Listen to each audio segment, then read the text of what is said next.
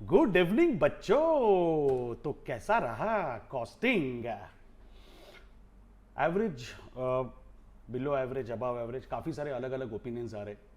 मेरे हिसाब से काफ़ी सिंपल था paper. Majorly job costing batch costing पे पूछा, जो मैं हमेशा अपने लेक्चर में कहा करता था कि जॉब कॉस्टिंग बैच कॉस्टिंग किसी एक चैप्टर के हिसाब से नहीं आता, कुछ भी पूछा जा सकता है। मैं क्विकली आपको एक रिव्यू दे देता हूं क्या हुआ एग्जैक्टली आज के पेपर में। आपका एमसीक्यू जो था, पहले पांच क्वेश्चंस में आपको पहला क्वेश्चन जॉब कॉस्टिंग पे बेस्ड था, दूसरा सर्विस सेक्टर पे, तीसरा मार्जिनल पे, फिर मटेरियल कॉस्टिंग और ईओक्यू के थे। मैं फटाफट आपको बता देता हूं। देखो, इसमें कुछ नहीं था, आपको मटेरियल लेबर ऐड करके फैक्ट्री ओवरहेड लेबर पे अप्लाई करके 30,000 निकालना था। आपको 25% फैक्ट्री कॉस्ट का लेना था, फिर जो टोटल आएगी उस पर 25% अप्लाई करना था। वो एकदम सिंपल कैलकुलेशन दे। आपका service sector, difference in profit upon difference in sales करके पीवी रेशियो निकालो, वो पीवी रेशियो सेल्स पे अप्लाई करके कंट्रीब्यूशन निकालो, कंट्रीब्यूशन में से प्रॉफिट माइनस करके फिक्स कॉस्ट निकालो, उस फिक्स कॉस्ट को पीवी रेशियो से डिवाइड करोगे तो ब्रेक इवन पॉइंट मिल जाएगा। ये मैक्सिमम लेवल का जो फॉर्मूला था, ROL minus minimum consumption into minimum lead time plus ROQ, ये यूज करके आपको बैलेंसिंग फिगर के तौर पे ROQ मिल जाता।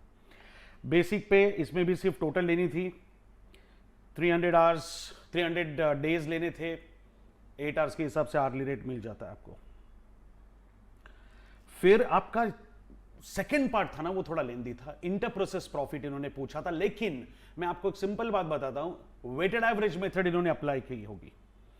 अगर फीफो अप्लाई करोगे तो आंसर अलग आएगा, वेटेड एवरेज अप्लाई करोगे तो आंसर अलग आएगा। देखते हैं इंस्टीट्यूट क्या करती है हमारे साथ।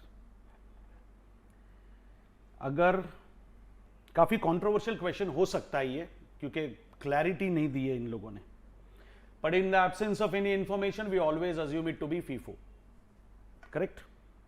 पर इनके एक्सपेक्टेड आंसर्स वेटेड एवरेज के हिसाब से भी आ सकते हैं, पर मेरे हिसाब से इसको फीफो ही होना चाहिए। फिर आपका नेक्स्ट क्वेश्चन जो था केस सिनारियो में, ये आपका पेपर था ओवरहेड एंड एब्जॉर्प्शन कॉस्टिंग पे, पूरा ओवरहेड एंड एब्जॉर्प्शन कॉस्टिंग पे था। मशीन आवर रेट निकालना था, विथ कंप्यूटर विदाउट कंप्यूटर वाला जो सम हमने सॉल्व किया है, dual machine hour rate mark करके रखा था मैंने, इंपॉर्टेंट। यहां पे विथ कंप्यूटर विदाउट कंप्यूटर के बदले विथ AI विदाउट AI पूछा है। फिर इसके बाद डिस्क्रिप्टिव सेक्शन तो भाई एक नंबर था। ये क्वेश्चन आपको याद होगा, हमने क्लास वर्क में भी सॉल्व किया है। ये था आपका बैच कॉस्टिंग, स्टैंडर्ड कॉस्टिंग और कॉस्ट अकाउंटिंग सिस्टम का कॉम्बिनेशन। ये एकदम सिंपल कैलकुलेशन था। स्टैंडर्ड कॉस्टिंग में आपको स्टैंडर्ड प्राइस दी थी, standard quantity of material required per unit, ये पर यूनिट का standard given for 1 unit 5 kgs, rate दिया हुआ था, स्टैंडर्ड आवर्स दिए थे, एक्चुअल आउटपुट 2000 था। तो आपका स्टैंडर्ड डेटा आपको रिवाइज करके 1 यूनिट से 2000 के लेवल पे लेके जाना था। फिर आप इमीडिएटली कंपैरिजन कर सकते हैं, जिसको टेबल बनाने आता है वो मैनेज कर सकता है। ये रिवर्स क्वेश्चन था, तो मटेरियल प्राइस वेरिएंस से कैलकुलेशन स्टार्ट कीजिए, आपको आंसर आ जाएगा। फिर रिकंसिलिएशन, कॉस्ट अकाउंटिंग सिस्टम का जो सम था, मैंने चिल्ला चिल्ला के कहा था आपको कि जनरली यही क्वेश्चन आता है 7 to 8 मार्क्स के लिए, जिसमें सारे एडजस्टमेंट्स दिए रहते हैं, आपको सिर्फ रिकंसिलिएशन बनाने को बोला जाता है। और इसमें भी इन्होंने रिकंसिलिएशन स्टेटमेंट मांगा था। हमने एक क्वेश्चन ऐसा सॉल्व किया था जिसमें मेमोरेंडम अकाउंट बनाया था। चिल्ला चिल्ला के मैंने बोला था ये क्वेश्चन करके रखना, जनरली इसी टाइप के क्वेश्चन आता है। अगर आपने मेरा रिवीजन लेक्चर देखा होगा प्रॉब्लम सॉल्विंग वाला, तो मैंने उसमें लाइव रिवीजन जब करवाई थी तब भी कहा था कि ये क्वेश्चन आ सकता है। फिर आपका जो सेकंड क्वेश्चन था वो कॉस्ट शीट मार्जिनल दोनों पे बेस्ड था। कॉस्ट शीट में कुछ नहीं, सिर्फ टोटल लेके आपको कॉस्ट कैलकुलेशन करनी थी, सिर्फ cost calculation, there was no specific adjustment as such. और उसके बाद मार्जिन ऑफ सेफ्टी वगैरह पूछा है, मार्जिनल कॉस्टिंग का सम। और यहां पे सिर्फ आपको मार्जिन ऑफ सेफ्टी का आंसर नहीं निकालना है, आपको कैपेसिटी यूटिलाइजेशन भी निकालना जरूरी था करंट यूटिलाइजेशन के हिसाब से। फिर आपका जो तीसरा क्वेश्चन था, it was based on joint product by product, जिसमें आपको सबसे पहले प्रोसेस कॉस्टिंग फॉलो करना पड़ेगा आउटपुट की कॉस्ट ढूंढने के लिए, और selling price at split of point आपको दी थी, फाइनल सेल्स वैल्यू दी थी।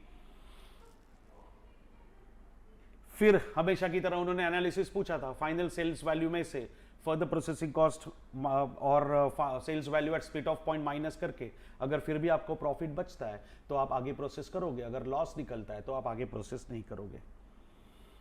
फिर आपका कैलकुलेशन जो था क्वेश्चन नंबर 4 का, it was based on budgetary control, it was based on budgetary control. ये एक्चुअली देखा जाए तो ये स्टैंडर्ड कॉस्टिंग का क्वेश्चन है। स्टैंडर्ड कॉस्टिंग में फिक्स्ड ओवरहेड वेरिएंसेस, ये भी चिल्ला के मैंने कहा था ये करके रखना, आने के चांसेस है ये लोग नहीं पूछते। मेरे रिवीजन लेक्चर में भी मैंने यही एक ही सम सॉल्व किया था फिक्स्ड ओवरहेड वेरिएंस का, वेरिएबल का मैंने सम एक प्रैक्टिस के तौर पे सॉल्व किया था, बट मेजर डिस्कशन मैंने जो किया था वो फिक्स्ड ओवरहेड वेरिएंस में किया था।